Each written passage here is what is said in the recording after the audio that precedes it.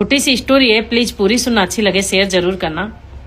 पति रात को थका हुआ ऑफिस से आता है।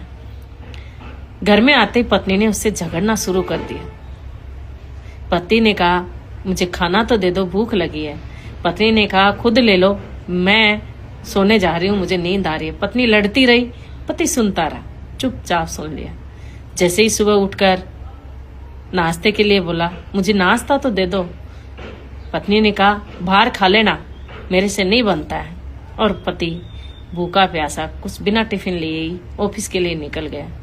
रास्ते में उसका कार एक्सीडेंट हो गया और उसकी मौत हो गई। जब पत्नी अपने बच्चों को स्कूल से लेकर वापस लौट रही थी तो घर के बाहर भीड़ जमा थी। उसने जाकर देखा तो उसके पति का शव पड़ा। उसने उसका शव देखकर उसके पैरों तले जमीन खिसक गई। वो निशब्द हो गई। उसकी आंखों से सिर्फ आंसू, मुंह से कोई शब्द नहीं। उसने अपने पति की लाश को झंझोड़ते हुए कहा, राजा उठ जाओ ना, प्लीज एक बार उठ जाओ, अब नहीं झगड़ूंगी मैं खाना देती हूँ ना, भूख लगी है ना आपको। पर पति कैसे उठता? पति तो भगवान के पास चला गया। लोग बातें करने लगे।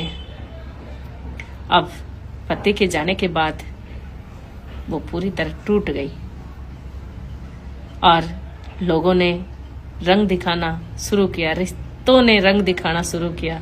अब वो अकेली रह गई। लोगों की गंदी नजरें पड़ने लगी उस पर।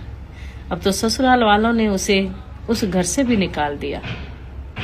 अब उसके पास कोई सहारा नहीं। जब तक पति था वो रानी बनकर रह रही थी। पति जाने के बाद उसकी नौकरानी से भी बदतर जिंदगी हो गई। तो कहना चाहती हूँ कि अपने पति की कद्र कर लो, क्योंकि पति होता है ना, वो पत्नी के सिर का ताज होता है। और जब तक सिर पर ताज होता है ना, पत्नी रानी बनकर रहती है। और अगर सिर का ताज नहीं है ना, तो नौकरानी से भी बदतर जिंदगी हो जाती है।